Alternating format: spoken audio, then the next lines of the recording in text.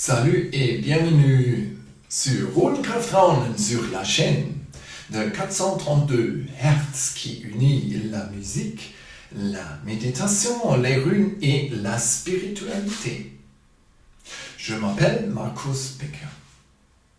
Le titre de cette première émission est Responsabilité. Responsabilité signifie la capacité, la habilité de donner des réponses dans chaque circonstance de ta vie. Cela n'a rien à faire avec la question de culpabilité. Mais avant de commencer, j'ai quelques questions à te poser.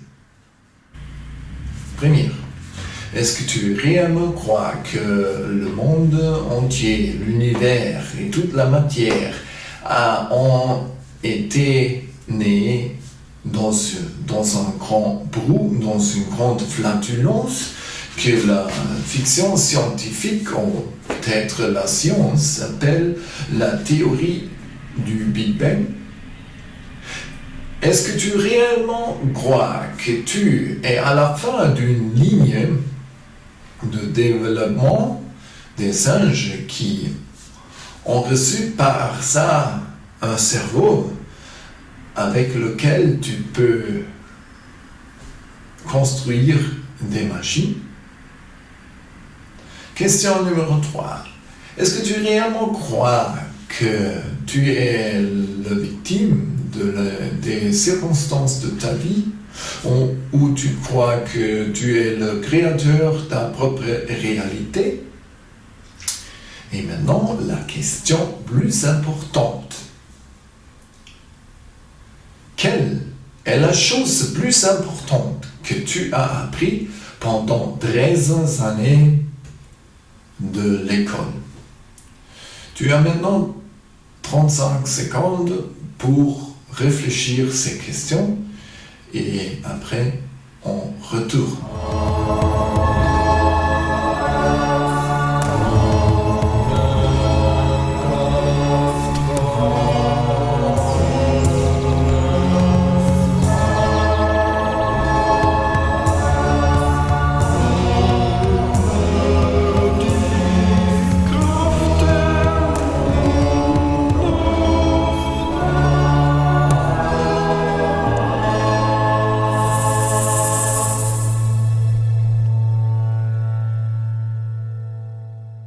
Bien.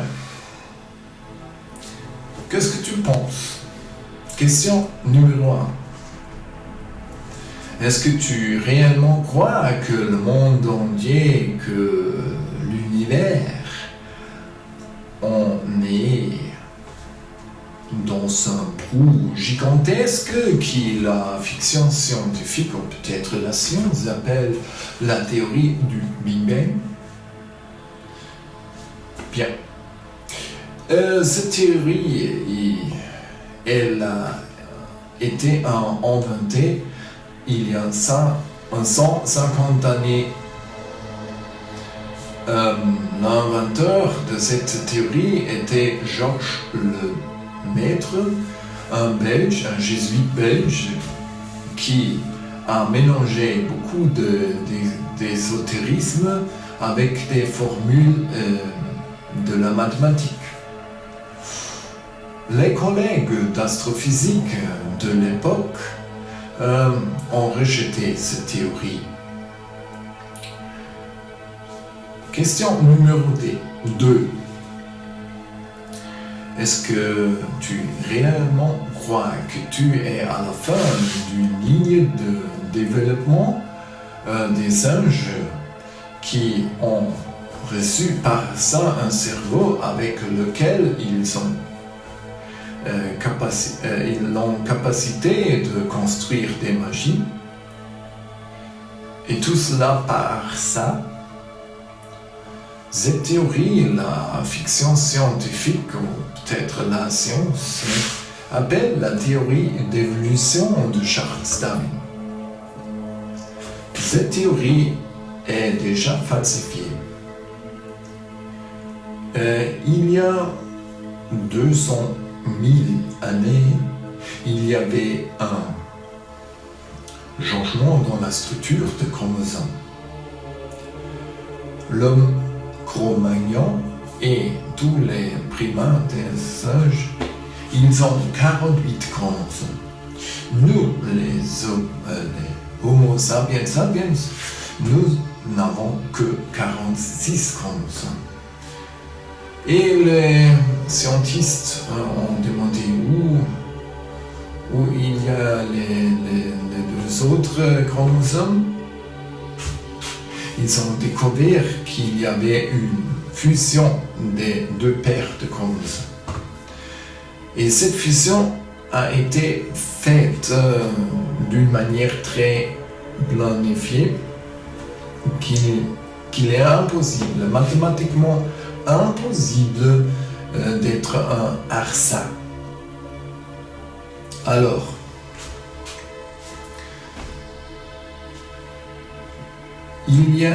les scientifiques ne savent pas qui a été la fusion, si était un acte de création divine, ou si des extraterrestres ont fusionné les gènes. Alors, si tu es intéressé à cette question, il y a un bon livre avec le titre Human by Design de l'auteur américain Craig Braden. Malheureusement, je ne sais pas le titre en français. Question numéro 3.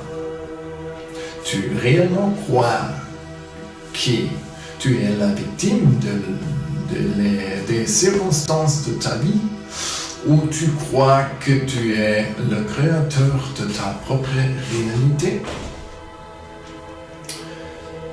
Si tu crois que tu es la victime des circonstances de ta vie, alors le système d'instruction a fait un bon travail. Il veut que tu crois que tu es petit, séparé, et que tu n'as pas de chance de réaliser ta vie de la façon que tu veux. La physique quantique a prouvé que l'observateur influence la chose observée. La physique quantique a prouvé que l'esprit influence la matière. Et maintenant, la question plus importante. Quelle est la chose plus importante que tu as appris pendant 13 années à l'école? Bien.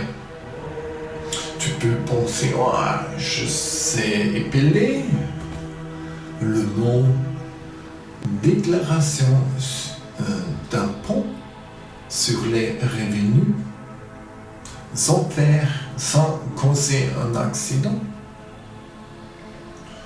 Ou tu peux penser, je sais compter de l'un à 10. Oui, les deux réponses sont merveilleuses, mais ça n'est pas la bonne réponse. Tu peux penser, j'ai appris beaucoup de formules mathématiques. Bien, c'est fantastique, mais si tu regardes ta vie, si tu ne travailles pas comme mathématicien ou l'ingénieur,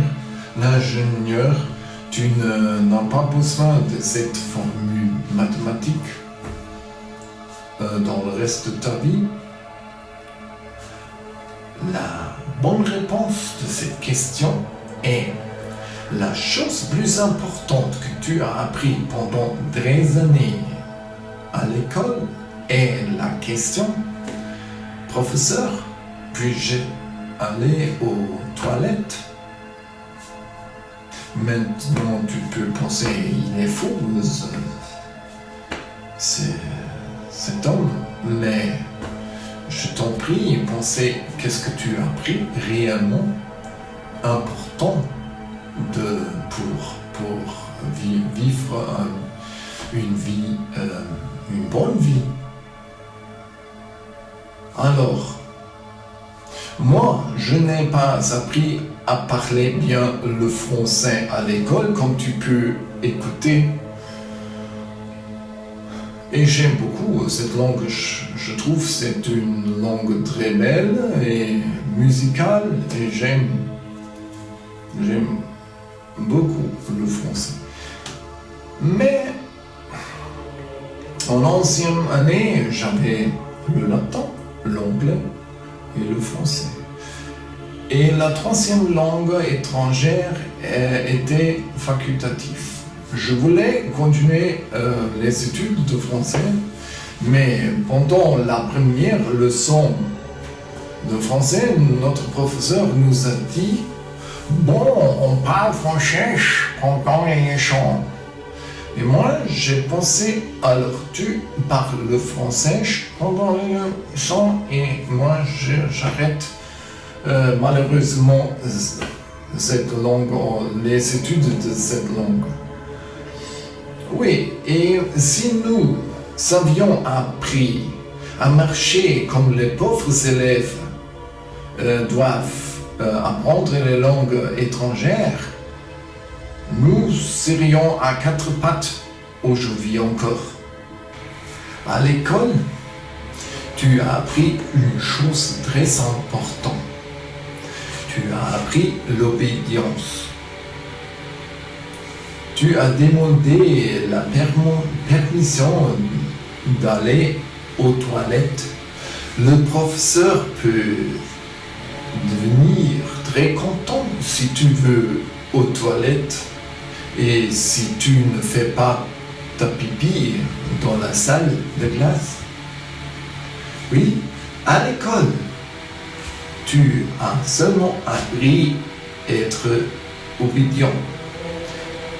Tu as appris l'obéissance. Et si tu as devenu très obéissant, alors tu as reçu des bonnes notes. Et le neuroscientiste très connu en Allemagne, Gerhard Hüther, a dit un certificat d'école avec des bonnes notes n'est pas sa preuve de l'intelligence, c'est seulement une preuve d'adaptabilité. Alors, tu as appris l'obéissance et que tu fais tout ce que le système veut que tu fais. Oui, et on a vu pendant la pandémie de la corona, alors que tout le monde utilise les filtres des cafés devant la bouche, même qu'il y a une déclaration sur l'emballage que ce filtre de café ne protège pas d'infection. Alors, et à l'école, qu'est-ce qu'on a appris pour la vie? Est-ce que tu as appris peut-être les règles du jeu de la vie? Est-ce que tu as appris comment tu peux devenir heureux? Alors, moi, j'ai appris beaucoup de choses utiles, peut-être, mais la plupart que j'ai appris étaient inutiles. Et oui, et ça c'est très, très triste. Et à l'école et à l'université, tu n'apprends que des théories qui ne sont pas prouvées ou falsifiées. et il te donne l'impression que ça c'est la réalité. Si tu commences à questionner cette question, il t'appelle le théoricien de conspiration. Alors, maintenant, on va voir ce que signifie la définition de la responsabilité et comment on peut prendre cette responsabilité dans la forme de donner des réponses. Alors, j'ai préparé une petite présentation.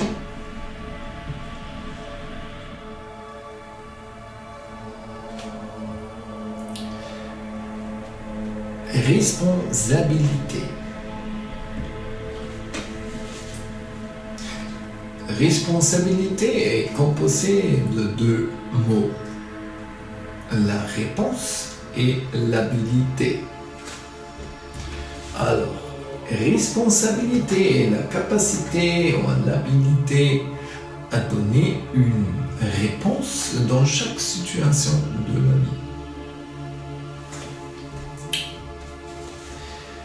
Et responsabilité n'a rien à faire avec la question de culpabilité.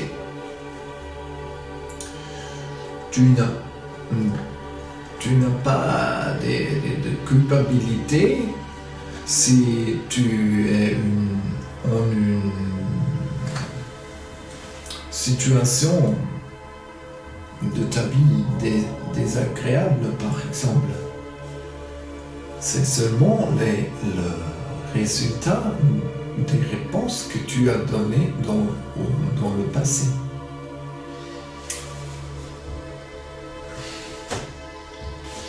Responsabilité. Nous avons responsabilité de notre pensée, de nos pensées. Nous sommes responsables de nos sentiments et nous sommes responsables de notre mot. Les pensées influencent les sentiments et les sentiments forment les mots et parfois on regrette ce qu'on a dit.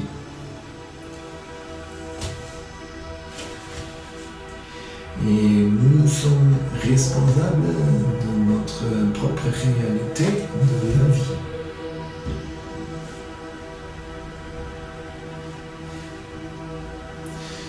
Très important.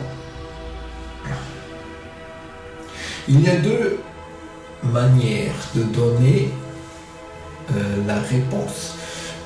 La première manière est de donner la réponse comme action. Et donner la réponse comme action signifie liberté.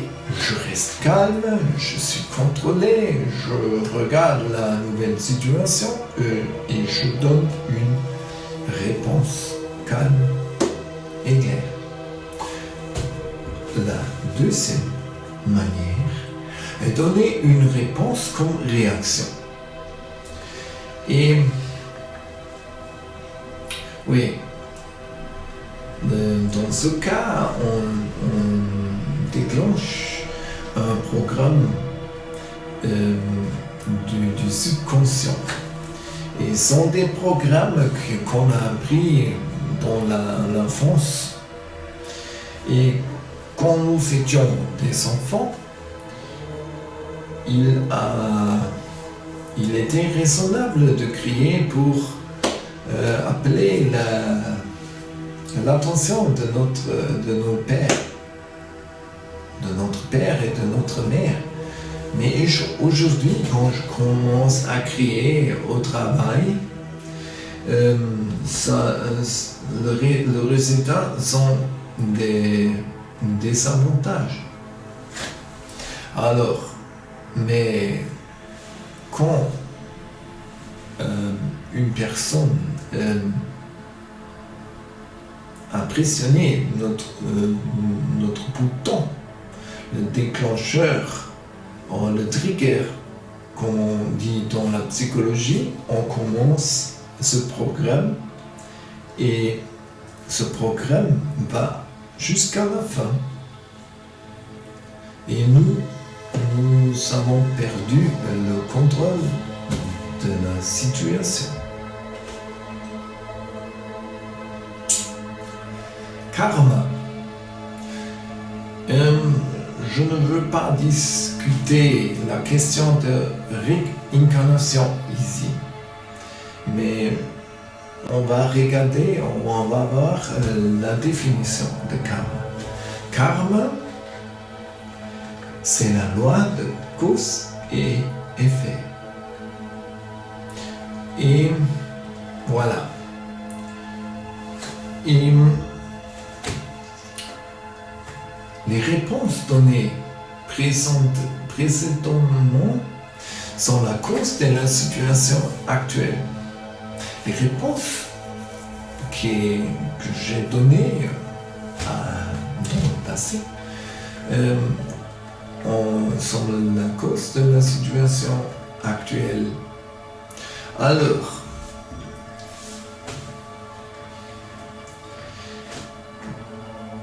si je donne une nouvelle réponse dans le présent, ça sera la cause d'un changement dans le présent et le futur. Et Nosrat Pezeshkian a dit: si tu veux obtenir une chose que tu n'avais jamais, il faut faire des choses que tu jamais as fait.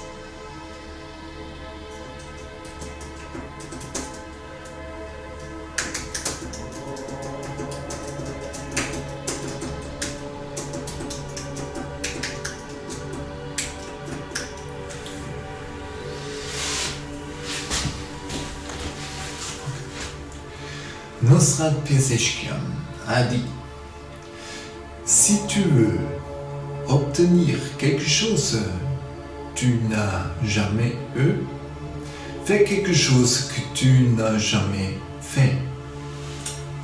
Alors, et ça change ton karma.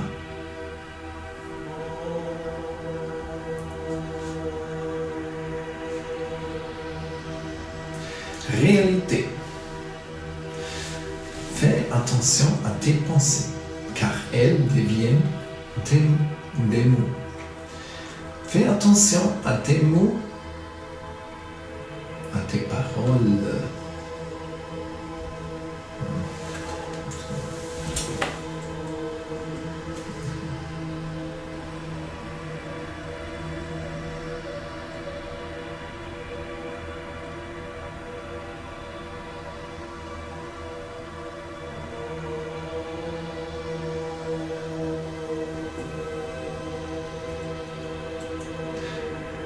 Réalité. Fais attention à tes pensées, car elles deviennent des mots. Fais attention à tes paroles, car elles deviennent des actions. Fais attention à tes actions, car elles deviennent des habitudes. Fais attention à tes habitudes, car elles deviennent ton caractère. Fais attention à ton caractère, car il devient ton destin. Et ça, c'est cité de Lao Tzu.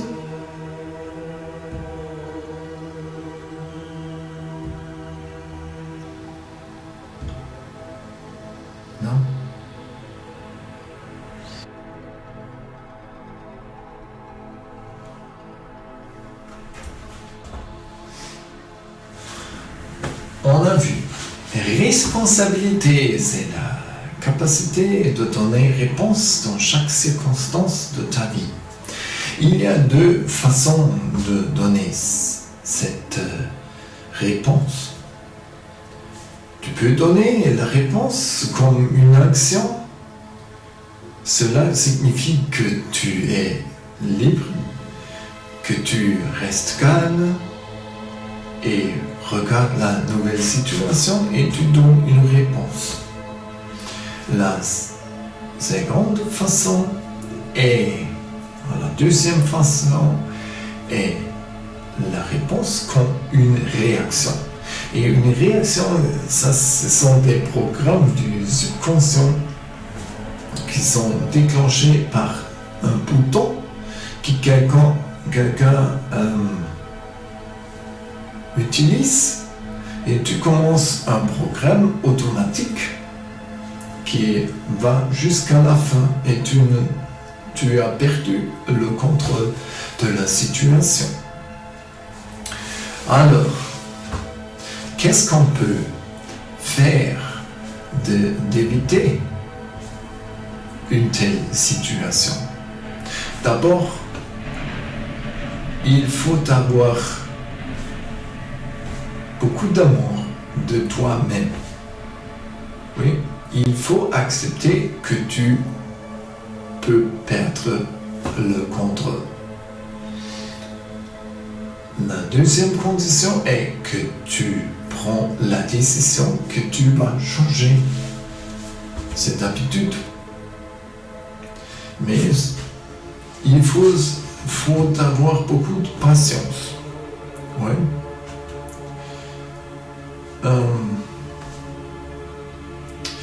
Autrefois, quand j'étais en train de diriger, je suis devenu furieux beaucoup de fois à cause le comportement des autres.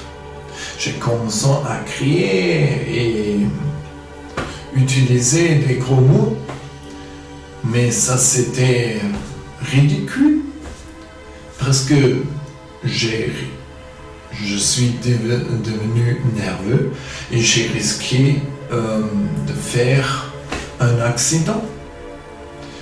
Et j'ai lu un livre de Wayne Dyer, You Erroneous Son, en anglais, pardon.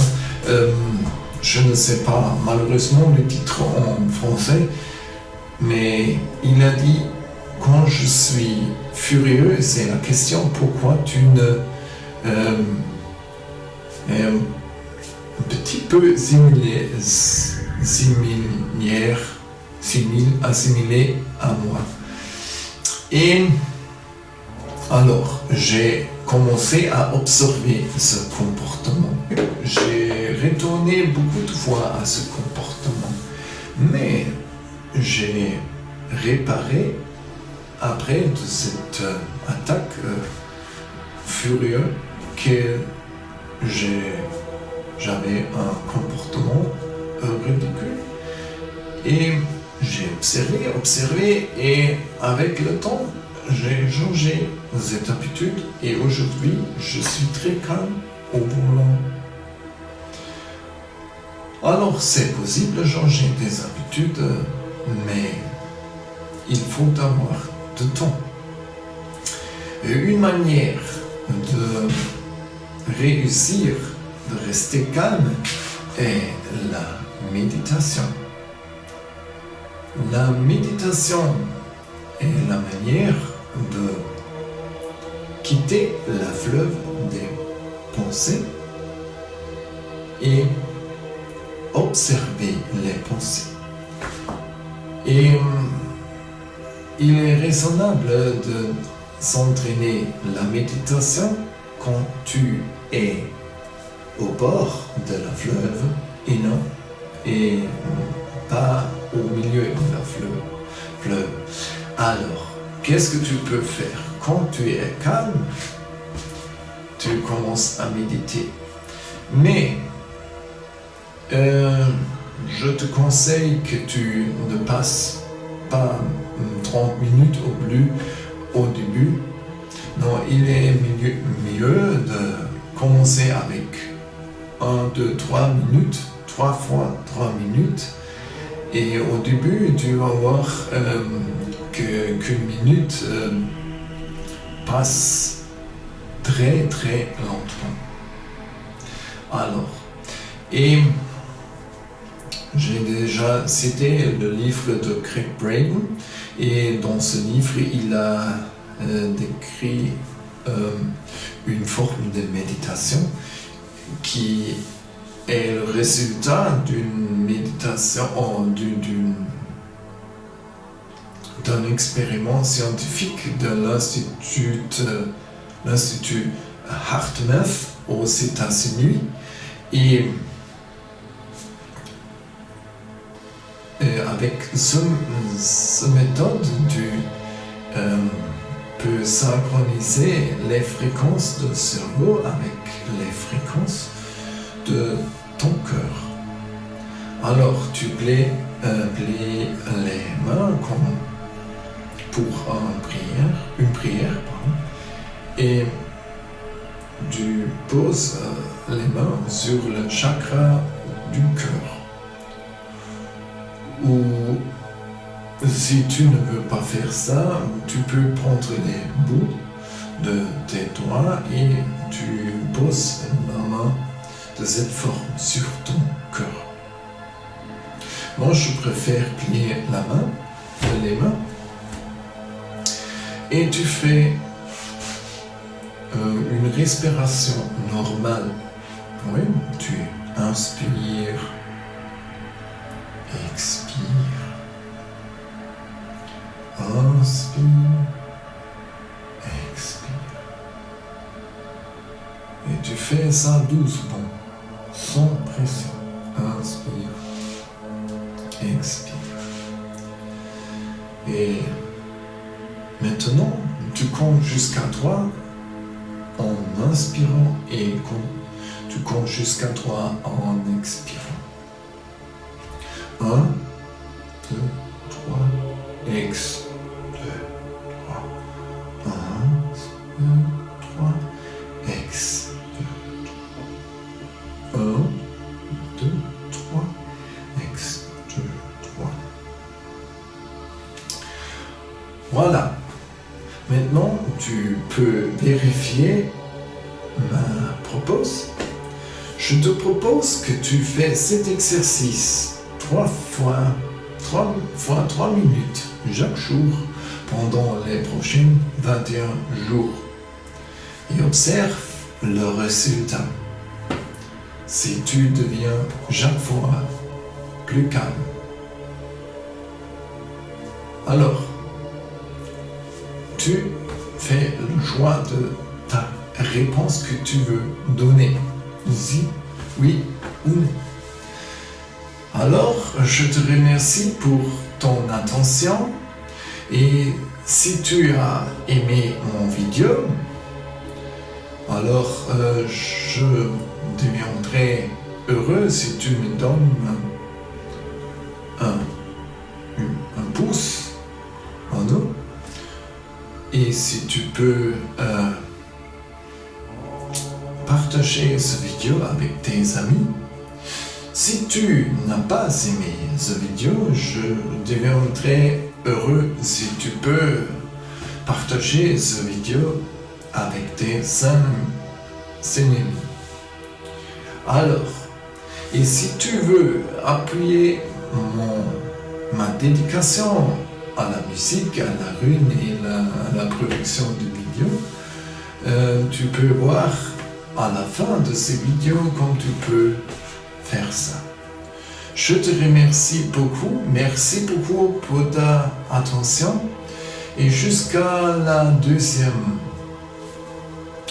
part de cette série de responsabilités.